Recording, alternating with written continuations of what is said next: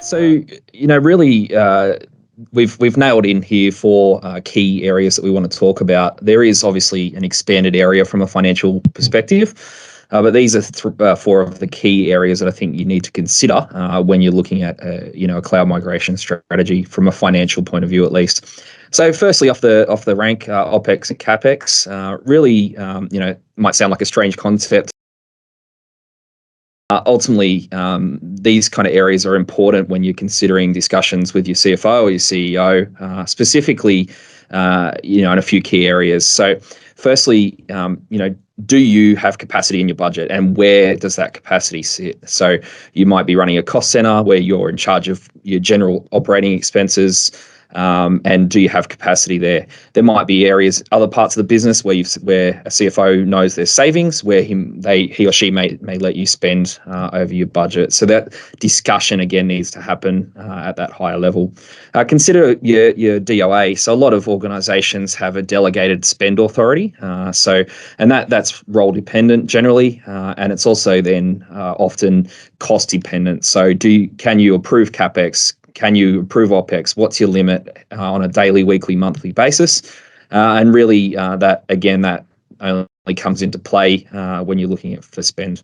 And lastly, in this really OPEX, CapEx area is looking at your ownership structure. So a lot of, an example would be debt-laden companies often have tighter restrictions on whether you can spend CapEx or whether you can actually enter into lease arrangements for funding of, a capital investment up front.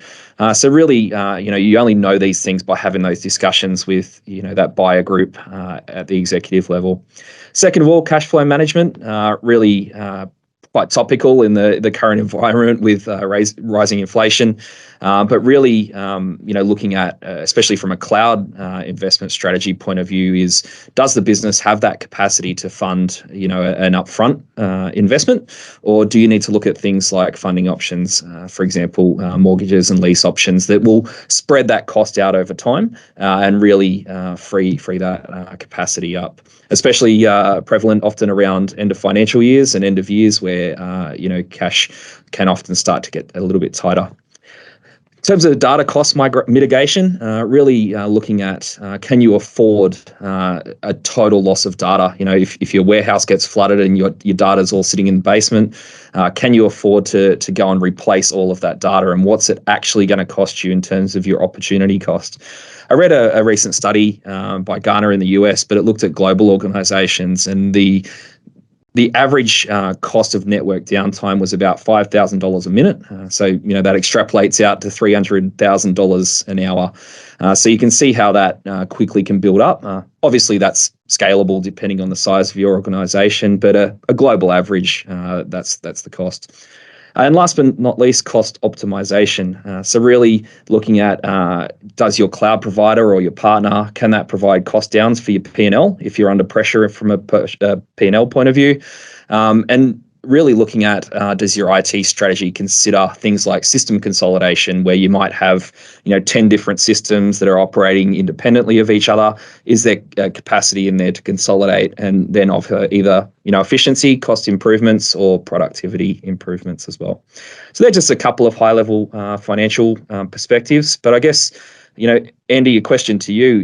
In your architecture days, have you ever seen something where you've gone through some of these and through a project with a customer, and you've gotten to the last hurdle and realised that there's no capacity to fund the way that it has been discussed?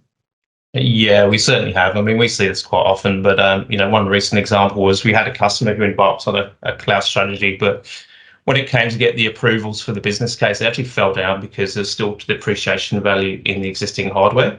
So this really had significant impact to the application modernization roadmap that they've set out. And really that potentially means now that the organisation aren't able to provide new services to the customers and really miss out on additional revenue.